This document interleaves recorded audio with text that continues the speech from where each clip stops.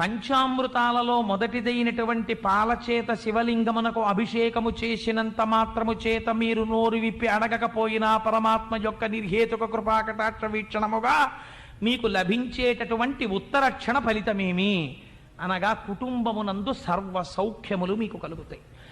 ఏ సౌఖ్యము ఏ సుఖము మీకు కలిగితే మీరు వర్ధిల్లుతారో, ఏ సుఖము మీకు ఉంటే మీరు వృద్ధిలోకి వస్తారో అటువంటి సుఖాన్ని పరమాత్మ మీకు కల్పిస్తాడు. ఏమండి, నేను శివలింగానికి ఆవు పాలతో అభిషేకం చేశాను, నాకేమో జిల్లా కలెక్టర్ పోస్ట్ రాలేదేమిటండి అని మళ్ళీ వచ్చి నా కాలర్ పట్టుకోకండి. ఎంతవరకు ఏ కోరిక మీకు తీరడము చేత మీరు ఉన్నతిలోకి వస్తారో అటువంటి సుఖము శివుడికి తెలుసు.